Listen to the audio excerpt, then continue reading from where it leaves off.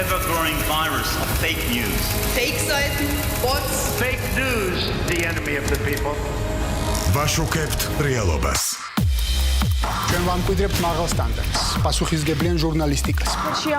ყველაზე მნიშვნელოვანი და საჭირო ინფორმაცია. გავათობთ მწვავედ და კორექტულად. საქართველოს პირველი არხის ყველა პლატფორმაზე. ვეძებთ სიმართლეს. გაიგე. დროულად. გიჩვენებთ რეალობას. ახალი ამბები ონლაინ რეჟიმში. გაწვდით ზუსტ და სანდო ინფორმაციას. 24 საათის განმავლობაში. საქართველოს პირველი არხი.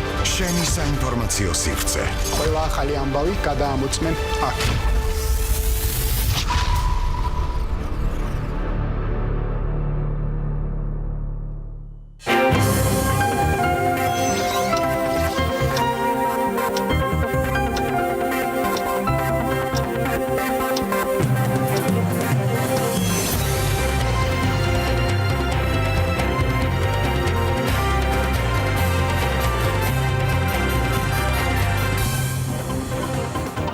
მოგესალმებით, ეთერში ამოამბე 12 საათზე სტუდიაში მარიამ ვაშაძე მუშაობს. გამოშვებაში თქვენ ნახავთ.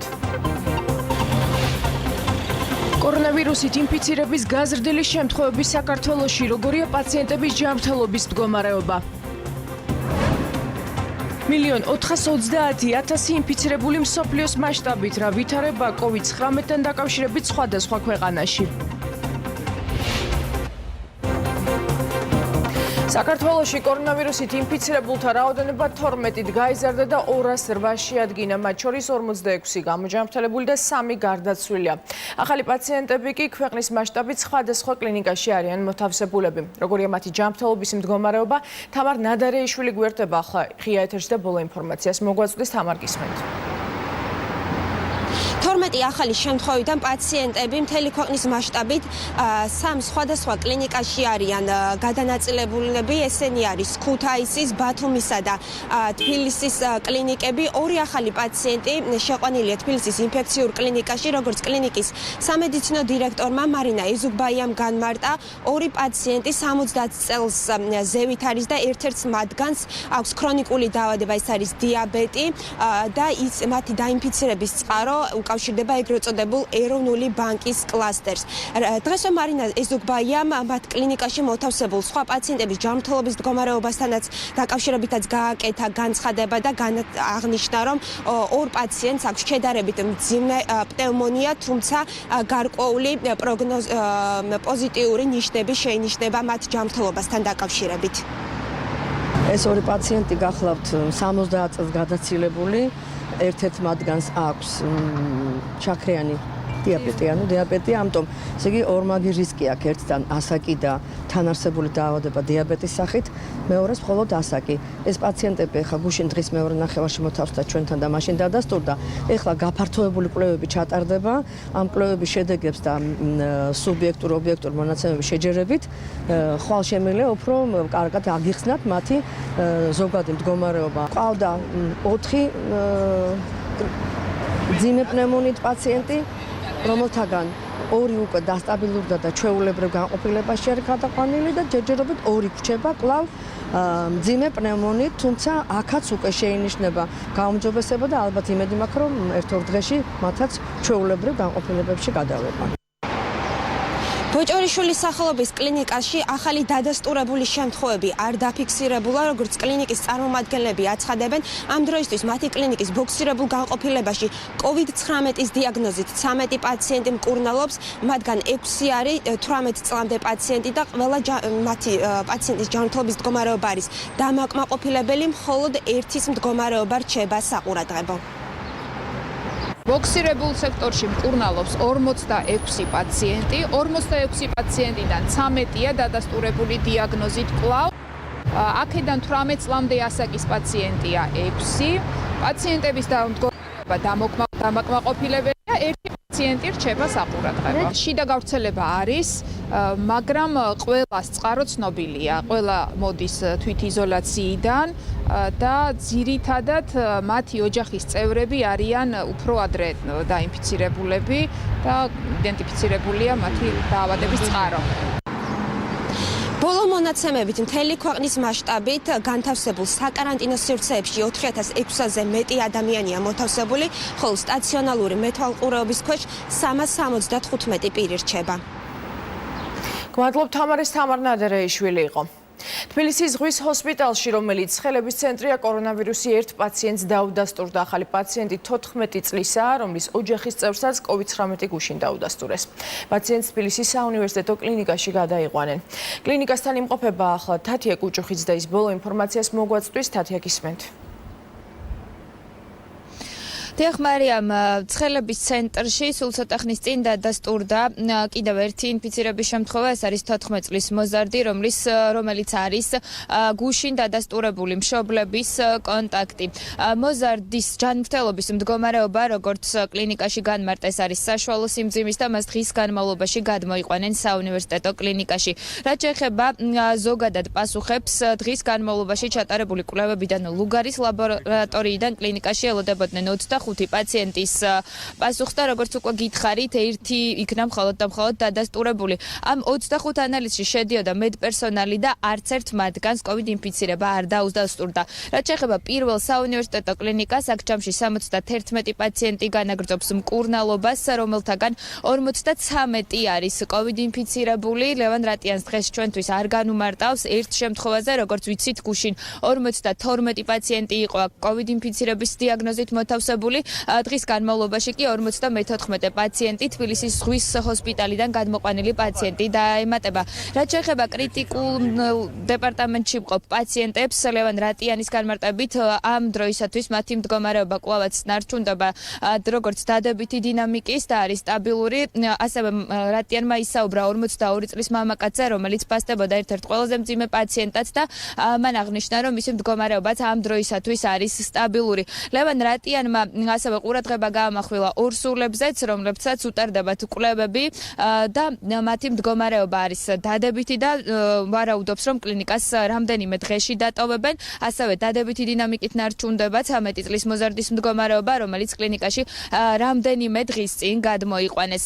ლევან რატიანმა დღეს ერთი სასიხარულო ინფორმაციაც მოგვაწოდა კლინიკას უახლოეს რამდენიმე საათში გამოჯანმრთელებული 2 პაციენტი დატოვებს და აქვე გეტყვით იმასაც, რომ საქართველოში 46 პაციენტია უკვე გამოჯანმრთელებული. 53 დადასტურებული შემთხვევაა. დანარჩენი ელოდება პასუხს და მინდა გითხრათ, რომ ჩვენ კლინიკაში გუშინ ჩატარდა მასიურად მედპერსონალის გამოკვლევა PCR მეთოდზე. საბედნიეროდ არც ერთ ჩვენს თანამშრომელს არ დაუდასტურდა COVID ინფექცია. მინდა გითხრათ ასევე, რომ დღეს ჩვენი კლინიკიდან COVID ვირუსის გარეშე ეწერება 2 პაციენტი.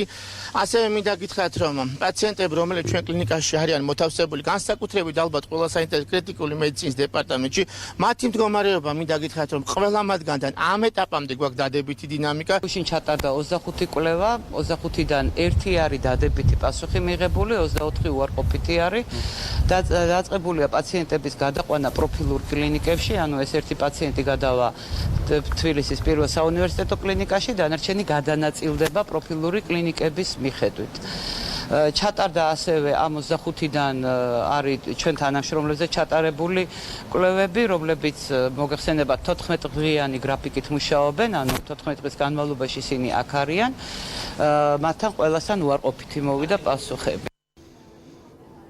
ლევან რატიანმა დღეს ჩვენ ჟურნალისტებს კიდევ ერთხელ გთხოვა, რომ მაქსიმალურად გავავრცელოთ ინფორმაცია სახლში დარჩენის აუცილებლობის შესახებ, რადგან ამ დროისათვის არსებული მონაცემებით 80% შემთხვევაში ინფიცირების 80% შემთხვევაში სიმპტომების კლინიკური ნიშნების გამოვლინების გარეშე მიმდინარეობს ვირუსით ინფიცირება, თუმცა ეს არ გამორიცხავს იმას, რომ ჩვენ ნებისმიერი ჩვენთაგანი შესაძლოა ვიყოთ გადამტანები, ამიტომ მან კიდევ ერთხელ ხაზგასმით აღნიშნა, რომ უნდა მიუყვეთ ჯანდაცვის მსოფლიო ორგანიზაციის მთავარ რეკომენდაციას, გავითვალისწინოთ ყველა რეკომენდაცია, რომელსაც ჩვენ მთავრობა გვაწვდის და დაურჩეთ სახლში და ამით არ შევუფრთხნათ საფრთხე სხვა ადამიანებს.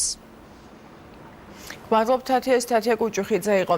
ბათუმში კორონავირუსით ინფიცირების 5 ახალი შემთხვევა დადასტურდა. ყველა მათგანი ინფიცირებული 60 წლის ქალის კლასტერს უკავშირდება, რომელსაც ვირუსი გუშინ დაუდასტურდა. მერაბ წულუკიძე დეტალებით.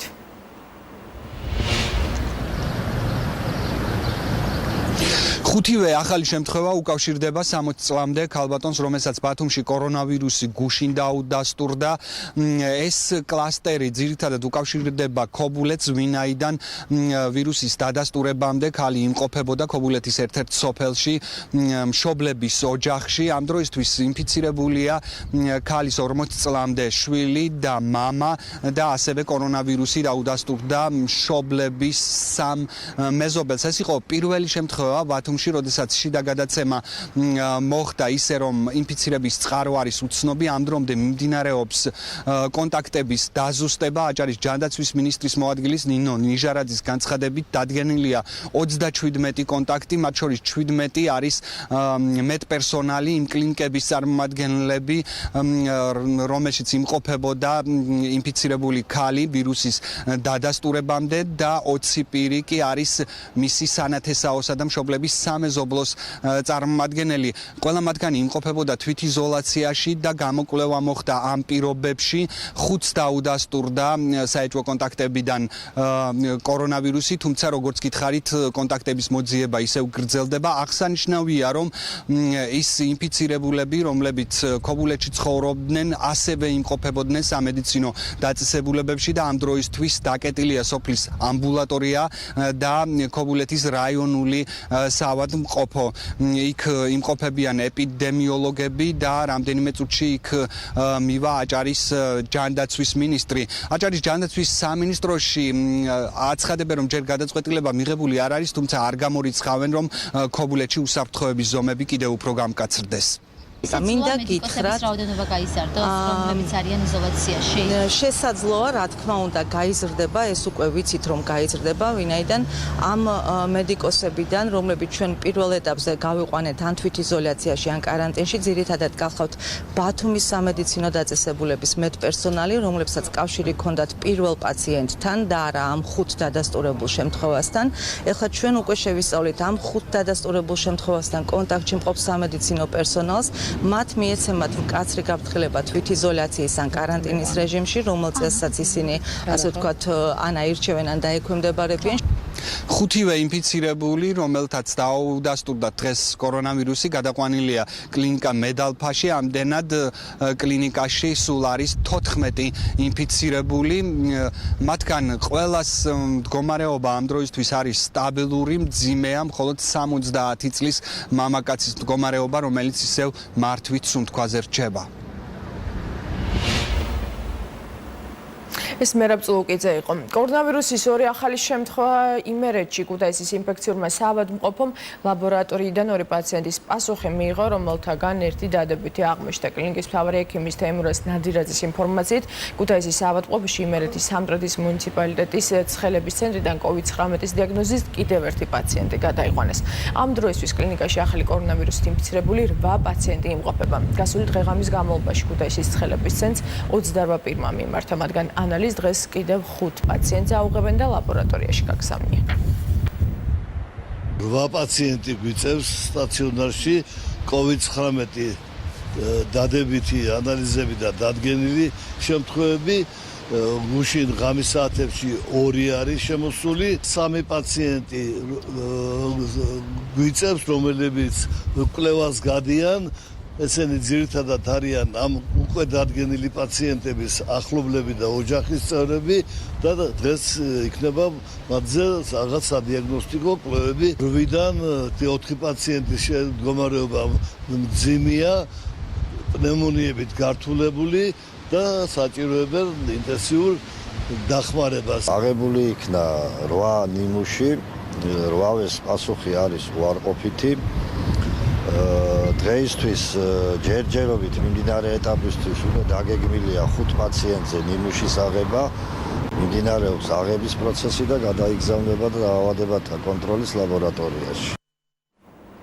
ქარელის მუნიციპალიტეტის სოფელ რუისიდან 4 პირის ნიმუში, რომელიც ლუგარის ლაბორატორიაში გაიგზავნა, უარყოფითია. პირებს, რომელთაც კონტაქტი ჰქონდათ COVID-19-ით ინფიცირებული სპორტსმენის ძმასთან, კორონავირუსის ინფექცია არ დაუდასტურდათ. ამ დროისთვის შიდა ქართლში თვითიზოლაციაში 146 პირი რჩება. გრძელდება გორში საკონტროლო პუნქტებზე კონტროლის. ბოლო 24 საათის განმავლობაში 6000-მდე პირმა გაიარა თერმოსკრინინგი. საკარანტინო წესის დარღვევისთვის კი 6 პირი დააჯარიმეს. გუშინდელ ღამეს მხოლოდ რამოდენიმე წესების დარღვევის შემთხვევა გქონდა. ახრივ მშვიდობა იყო რეგიონში, ასევე მინდა გითხრათ, რომ რუისის შემთხვევასთან დაკავშირებით ყველა დამატებით გაკეთებული ტესტი არის უარყოფითი. ჩვენ ყველა თვითიზოლაციაში მყოფი ადამიანის მიმართ ვაგრძელებთ ძალიან მკაცრ მონიტორინგს. ზუგდიდის ინფექციურ საავადმყოფოში მოთავსებულ ორსულ ქალს, რომელიც სპორტსმენის კლასტერიდანაა და მამაკაცს, რომელსაც ოკუპირებულ აფხაზეთში მოგზაურობის ისტორია აქვს, COVID-19 არ დაუდასტურდათ. ზუგდიდის ინფექციური საავადმყოფოს ბუქსირებულ პალატებში ამ დრომდე კორონავირუსის დადასტურებული დიაგნოზით 2 პაციენტი განაგრძობს მკურნალობას. როგორც კლინიკაში აცხადებენ, ორივეს მდგომარეობა გაუმჯობესდა. საზოგადოებრივი ჯანდაცვის ზუგდიდის ცენტრის ინფორმაციით კი სამეგრელო ზემოსვანეთის რეგიონში თვითიზოლაციაში 86 ადამიანი რჩება. თვითიზოლაციის პერიოდის გასვლის გამო ზედამხედველობა მოიხსნა 686 პირს. საკარანტინო სივრცეში ანაკლია განმუხურში 73 ადამიანი რჩება. გუშინდელი ანალიზის პასუხები უარყოფითი იყო, რაც ძალიან მისასალმებელია. რაც შეეხება ფოთში წუხელი 4 მოქალაქე შეიყვანეს, რომლებიც 3 არის ქობულეთიდან და 1 აფხაზეთიდან, რომელთა ანალიზები ჯერ ეპიდემიოლოგები შეიკრიბებიან და გადაწყვეტავენ იქნება თუ არა მაგათი ანალიზის აღება საჭირო. ამ ეტაპისთვის რეგიონში 2 დადასტურებული შემთხვევა გვაქვს, რომლებიც ზუგდიდის ინფექციურ საავადმყოფოში მკურნალობენ და მათი ჯანმრთელობის მდგომარეობა დამაკმაყოფილებელია. ფოთის ჰოსპიტალში ცხელების ცენტრში კი რესპირატორული სიმპტომებით 5 პაციენტია მოთავსებული, ისინი ბოქსირებულ პალატებში მკურნალობენ. ექიმების შეფასებით მათი ჯანმრთელობის მდგომარეობა სტაბილურია. კლინიკური დაკვირვების შედეგად გადაწყდება თუ რომელი პაციენტის ბიოლოგიური მასალა გაიგზავნება ლუგარის ლაბორატორიაში. ფოთის ჰოსპიტალში მოთავსებულია 5 პაციენტი, რომელთა დაკვირვება მიმდინარეობდა მთელი ღამის განმავლობაში. ისინი შემოვიდნენ ცხელებით. მათი მდგომარეობა არის მსუბუქი, გამოხატული არცერთ არ აქვს პნევმონია. ამიტომაც გამორიცხვის მეთოდით ექიმები გადაწყვეტილებას მიიღებენ ჩვენთან ერთად, თუ ვის ჩაუტარდეს ლაბორატორიული გამოკვლევა. ფოთში გადაადგილების საკონტროლო პუნქტებზე მოძრაობის უსაფრთხოებიდან გამომდინარე კონტროლის წესები შეიცვალა. ავტოტრანსპორტის მოძრაობის შეფერხების თავიდან აცილების მიზნით მეორე ქვეითი ბრიგადის 22 ბატალიონის სამხედრო ექიმები მგზავრებს თერმოსკრინინგს მანქანაშივე უტარებენ. მხოლოდ ტემპერატურის დაფიქსირების შემთხვევაში უწევს მოქალაქეს განმეორებითი თერმოსკრინინგი საგუშაგოებთან მდებარე საბელე სამედიცინო პუნქტებში. საეჭვო სიმპტომების შემთხვევაში კი სამხედრო ექიმები მოქალაქის შესახებ ინფორმაციას ამუშავებენ, კონტაქტებს არკვევენ და ინფორმაციას დასავლეთ სარდლობის მართვის ცენტრს და სასწრაფო სამედიცინო დახმარების ცენტრს დაუყოვნებლივ აწვდიან. კარანტინის გამოცხადების შემდეგ ფოთის მიმდებარე ტერიტორიაზე მეორე ქვეითი ბრიგადის 22 ბატალიონი შინაგან საქმეთა სამინისტროს წარმომადგენლებთან ერთად მდინარე რიონთან და მალთაყვასთან გადაადგილების კონტროლის 2 პუნქტია მობილიზებული. სამხედრო მოსამსახურეები საქართველოს მთელ ტერიტორიაზე საგანგებო მდგომარეობის გამოცხადების დღიდან სამართალდამცავებთან ერთად 24 საათის განმავლობაში ახორციელებენ მოძრაობის კონტროლს და ავტომანქანების დეზინფექციას სპეციალური საინფექციო ხსნარებით. გზავრებს კი ფოთში განლაგებულ ორივე გადაადგილების კონტროლის პუნქტზე თერმოსკრინინგი utardeba. თერმოსკრინინგის მეორე ეტაპი მიმდინარეობს მარნეულის საკარანტინო ზონაში. პარალელურად მუნიციპალიტეტში გრძელდება პროდუქტების დარიგება ბაგაბაღების აღსაზრდელების ოჯახებისთვის. ჯეოჰოსპიტალში კი რამდენიმე პაციენტის ანალიზის პასუხს ელოდებიან. ლიკა ალილიშვილის შემოგვიერთდება ახლა პირდაპირ ეთერში. ლიკა, ხომ არ მოვიდა უკვე პასუხები აქვთ თუ არა საეჭვო პაციენტებს COVID-19? დიახ, მარიამ, რამდენიმე წუთის წინ მოვიდა პასუხები და სამწუხაროდ ერთ პაციენტს დაუდასტურდა COVID-19, რომელიც არის ბოლნისიდან. როგორც ექიმები აცხადებენ, მისი ჯანმრთელობის მდგომარეობა არის სტაბილური და დამაკმაყოფილებელი. გუშინ გაგზავნილი იყო მარნეულის ჯეოჰოსპიტალსის კლინიკიდან სულ 7 პაციენტის ტესტები ლუგარის ლაბორატორიაში და როგორც გითხარით, რამდენიმე წუთის წინ მოვიდა პასუხები. შესაბამისად 6 პაციენტს COVID-19 არ დაუდასტურდა. დადებითი არის მხოლოდ ერთი პასუხი, რომელიც არის ბოლნისელი. რაც შეეხება თერმოსკრინინგის მეორე ეტაპს, ის კვლავ გრძელდება. დღეს დილიდან ისევ დაიწყო ექიმების მიერ კარდაკარის პრინციპით მოქალაქეების შემოწმება. მარნეულის მუნიციპალიტეტში უკვე რამდენიმე დღეში დასრულდება მოქალაქეების თერმოსკრინინგის მეორე ეტაპი. რაც შეეხება სასურსათო პროდუქტების მარაგს, როგორც ადგილობრივ ხელისუფლებაში აცხადებენ, მარაგებთან დაკავშირებით არანაირი პრობლემა არ არსებობს. გრძელდება ასევე დღეს დილიდან საინფორმაციო კამპანია მიღებულია მარნეულის მუნიციპალიტეტში, როგორც ქალაქის ქუჩებში, ასევე სოფლებში დადის სპეციალური ავტომობილი, რომელიც აღჭურვილია დინამიკებით და ხმოვანი შეტყობინებებით მოსახლეობას აწვდის ინფორმაციას იმის შესახებ, რომ მარნეულის მუნიციპალიტეტი მკაცრ საკარანტინე ზონად არის გამოცხადებული. უკვე მე-17 დღეა, რაც მარნეული არის მკაცრ საკარანტინე ზონად გამოცხადებული და შინაგან საქმეთა სამინისტროს თანამშრომლები და სამხედრო მოსამსახურეები მე-17 დღეა საგანგებო რეჟიმში მუშაობენ. გმადლობთ ლიკა მარნეულიდან ლიკა ალიშვილმა მოგვაწოდა ბოლო ინფორმაცია. 17 დღეა მკაცრი საკარანტინე რეჟიმით გათვალისწინებული ღონისძიებები მიმდინარეობს ბოლნისშიც, მათ შორის თერმოსკრინინგიც, რომლის მეორე ეტაპი იმ დასახლებიდან დაიწყო, სადაც COVID-19-ის 6 შემთხვევა დადასტურდა. რა ვითარება ცხელების ცენტრში საეჭვო პაციენტებთან დაკავშირებით და ზოგადად მუნიციპალიტეტში როგორია მდგომარეობა, გიორგი კობერიძე გვეტყვის. ორ პაციენტთან დაკავშირებით, რომლებიც ბოლნისის ცხელების ცენტრში არიან მოთავსებულები, დღეს დილის ლაბორატორიიდან მიიღო კლინიკამ პასუხები და ისინი COVID-19-ზე არ არიან დადებითები, შესაბამისად მათ კორონავირუსის ინფექცია არ აღენიშნებათ. მედიკოსები აგრძელებენ მუნიციპალიტეტში მუშაობას და თერმოსკრინინგის მეორე ეტაპი დაიწყო ქვემო ბოლნისში, იმ დასახლებაში, სადაც უკვე 6 COVID-19-ის დადასტურებული ფაქტი არის. ეს თერმოსკრინინგის მეორე ეტაპი გაგრძელდება მუნიციპალიტეტის მთელ ტერიტორიაზე. პირველ ეტაპზე სამედიცინო შემოწმება ჩაუტარდა 48,000-ზე მეტ პირს და 37 პირი იმყოფება საკარანტინე ზონაში. ასევე პარალელურად მუნიციპალიტეტში დაგეგმილი არის, რომ გაგრძელდეს დღეს პრევენციული სხვა ღონისძიებები, მათ შორის სადეზინფექციო სამუშაოების ჩატარება კონკრეტულ ობიექტებზე. ასევე მუნიციპალიტეტს დაგეგმილი აქვს, რომ გაგრძელდეს სურსათის დარიგების პროცესი, მათ შორის როგორც ადგილობრივი ბიუჯეტიდან შეძენილი, ასევე კერძო პირების შემოწირულობები. საერთო ჯამში ეს არის 3600 ოჯახი, რომლებიც არიან სოციალურად დაუცველები და ასევე მარტოხელა პენსიონერები. ასევე მუნიციპალიტეტი გეგმავს, რომ სოციალურად დაუცველებს და მაღალი რისკის ჯგუფის მქონე პირებს დაურიგოს ჰიგიენური საშუალებები, პირბადეები და ასევე ხელთათმარები. როგორც მუნიციპალიტეტში აცხადებენ, მათ ასევე დაგეგმილი აქვთ, რომ 1300 ოჯახს, რომლებიც არიან საბავშვო ბაღების აღსაზრდელების ოჯახები, დაურიგდეთ 70-ლარიანი სასურსათო პაკეტები. და ეს პროცესი გაგრძელდება მომდევნო დღეების განმავლობაში. პარალელურად კი, როგორც ცნობილი არის, უკვე მე-17 დღე არის ბოლნისის მუნიციპალიტეტში შესვლა არის მკაცრად შეზღუდული. აქ რამდენიმე საკონტროლო გამშვები პუნქტი არის მოწყობილი და ეს შეზღუდვები გადაადგილების მიმართულებით არ ეხება სურსათი დატვირთულ ავტომანქანებს, ასევე ადგილობრივებს, რომლებსაც აფრთხილებენ, რომ ისინი ტერიტორიას ვეღარ დატოვებენ და ასევე სასწრაფო სამედიცინო დახმარების ბრიგადებს. აქ ყველა პირი, ვინც ტერიტორიაზე შედის, ესინჯებათ ტემპერატურა და ასევე ეკითხებიან მათი მოგზაურობის ისტორიას. გიორგი კობერიძე გვერდებოდა ბოლნისის მუნიციპალიტეტიდან. ბოლო 24 საათის განმავლობაში სამართალდამცველების მიერ განხორციელებული მონიტორინგის შედეგად მთელი ქვეყნის მასშტაბით საგანგებო მდგომარეობის რეჟიმის და ეგრეთ წოდებული კომენდანტის საათის შეზღუდვების დარღვევის 158 ახალი ფაქტი გამოვლინდა. პოლიციამ 7 აპრილის 21 საათიდან 8 აპრილის დილის 6 საათამდე ეგრეთ წოდებული კომენდანტის საათის დარღვევის ფაქტზე მთელი ქვეყნის მასშტაბით 121 მოქალაქე დააჯარიმა. გარდა ამისა, შინაგან საქმეთა სამინისტროს თანამშრომლებმა საჯარო სივრცეში 3-ზე მეტი პირის შეკლების შეზღუდვის და 2 მეტრიანი სოციალური დისტანციის დაუცველობის გამო სულ 4 მოქალაქე დააჯარიმეს. 2 ახალი ფაქტი გამოვლინდა თვითიზოლაციის წესების დარღვევის. სამართალდამცველებმა ასევე მგზავრთა გადაყვანის და ავტომობილით გადაადგილების წესის დარღვევის ფაქტზე 31 პირი დააჯარიმეს.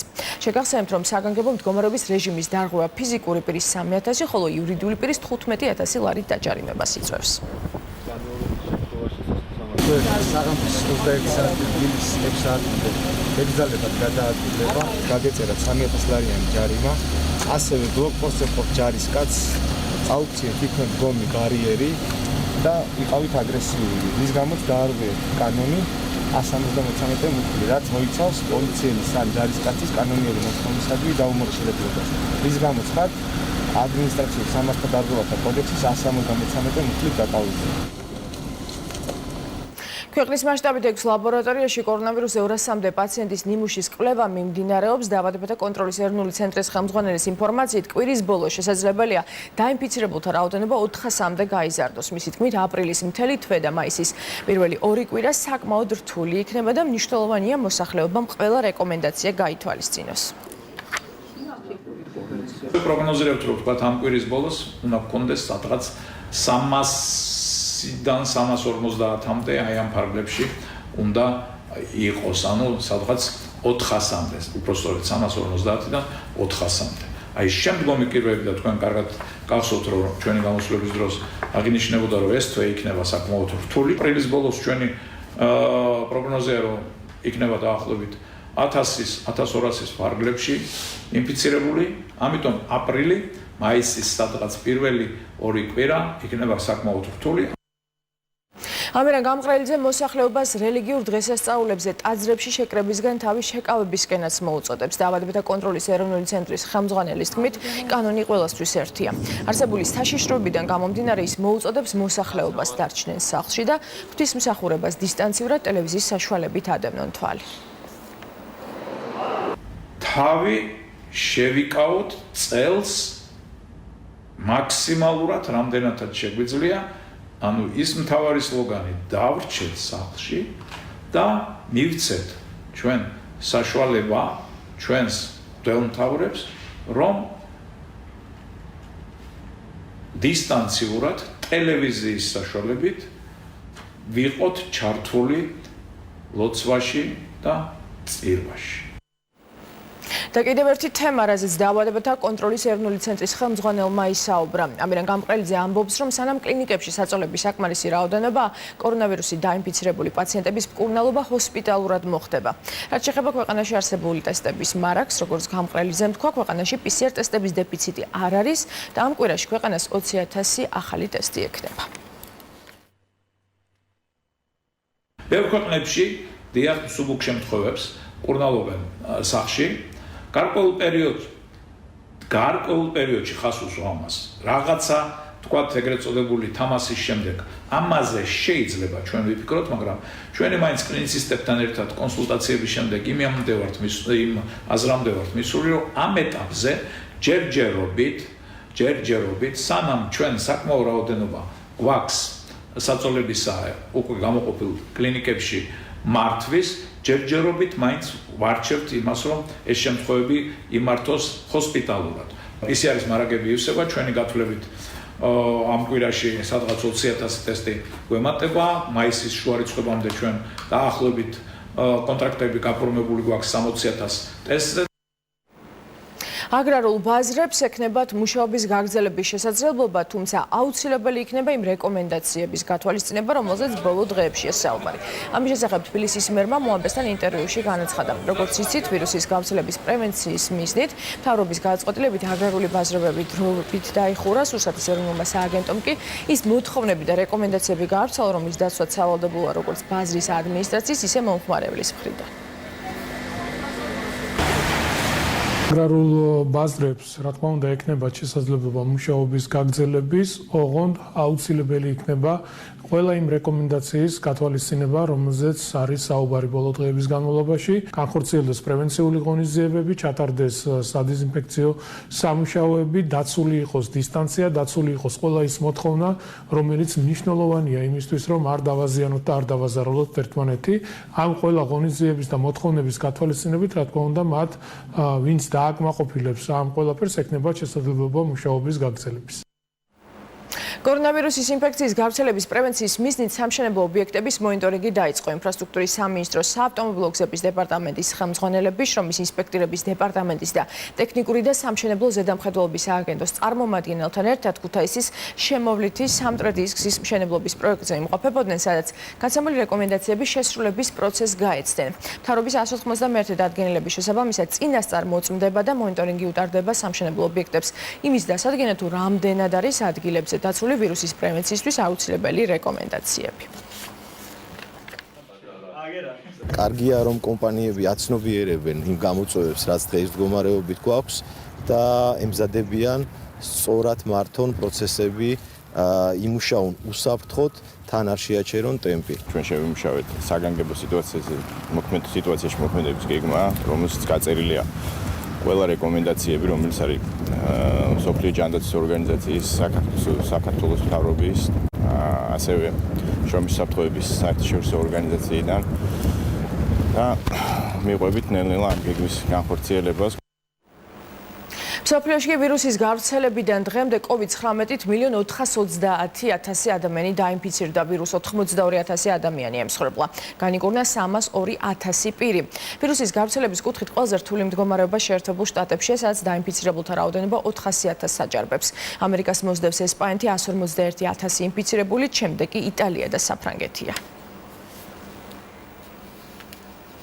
რაც შეეხება ჩვენს მეზობელ ქვეყნებს, თურქეთში ბოლო 24 საათში COVID-19-ით 76 ადამიანი დაიღუპა. ვირუსის გავრცელებიდან დღემდე ქვეყანაში ინფიცირების 34.109 შემთხვევა დაფიქსირებული, განიკურნა 256 ადამიანი. რუსეთში კი COVID-19-ის 1154 ახალი შემთხვევა გამოვლინდა, საერთოდ ჯამში ქვეყანაში COVID-19-ით თითქმის 8000 ადამიანია ინფიცირებული. გარდაცვლილია 58. უკრაინაში კი ბოლო 24 საათში COVID-19-ით 153 ადამიანი დაინფიცირდა. ვირუსის გავრცელებიდან დღემდე ქვეყანაში 1462 პირია ინფიცირებული, გარდაცვლილია 45. იტალიაში COVID-19-ით ბოლო 24 საათში 604 ადამიანი გარდაიცვალა, თუმცა მნიშვნელოვანი კლება ვირუსის გავრცელების მხრივ. რთული მდგომარეობაა საფრანგეთში, სადაც ერთ დღეში ვირუსით 607 ადამიანი დაიღუპა. საფრანგეთში COVID-19-ით გარდაცვლულთა რაოდენობა უკვე 10.000 აჭარბებს. ამ დროისთვის საფრანგეთში საავადმყოფოებში 30.000 ინფიცირებული მკურნალობს. მათგან 7.131 ინტენსიური თერაპიის განყოფილებაშია.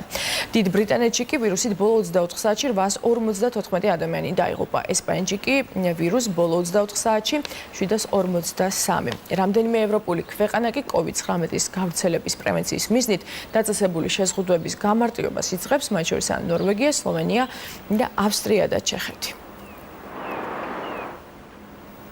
ბრიტანეთის პრემიერ-მინისტრი ბორის ჯონსონი საავადმყოფოში რჩება. პრემიერი კვლავ ინტენსიური თერაპიის განყოფილებაში განაგრძობს მკურნალობას. პრემიერის პრესსამსახური ამბობს, რომ ჯონსონის ჯანმრთელობის მდგომარეობა სტაბილურია, პრემიერი მართვის უნთქვაზე არ არის და მას ტრადიციული ჟანგბად თერაპია უტარდება.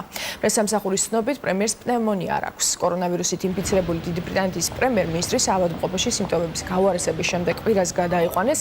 მანამდე კი ბორის ჯონსონი მკურნალობას რეზიდენციაში იზოლირებულ პირობებში გადიოდა. ინტენსიური თერაპიის განყოფილებაში ჯონსონი გუშინ საღამოს მოათავსეს. ამერიკის შეერთებულ შტატებში COVID-19-ით დაინფიცირებულთა რაოდენობა 400.000-ს მიუახლოვდა. ქვეყნის მასშტაბით ვირუსით 12.844 პირი გარდაიცვალა. ბოლო 24 საათში ქვეყანაში ვირუსით 1736 ადამიანი დაიღუპა, რაც ამერიკაში დღემდე დარეგისტრირებული ყველაზე დიდი მაჩვენებელია. ყველაზე რთული მდგომარეობა კვლავ ნიუ-იორკშია, ქალაქში COVID-19-ით გარდაცვლულთა რაოდენობა გადააჭარბა 2001 წლის 11 სექტემბრის ტერაქტის დროს დაღუპულთა რაოდენობას და 3000 გადასცა. რაც შეეხება შტატს, მთლიანად შტატში 5000-ზე მეტი ადამიანია გარდაცვლილი. და გამოშვების ბოლოს ერთი სასიამოვნო ინფორმაცია შეიცვალა საქართველოში კორონავირუსის სტატისტიკა და უკვე ყავს 48 გამოჯანმრთელებული. დეტალები უკვე შემდეგ გამოშვებაში, მე დროებით 15 საათამდე გემშვიდობებით.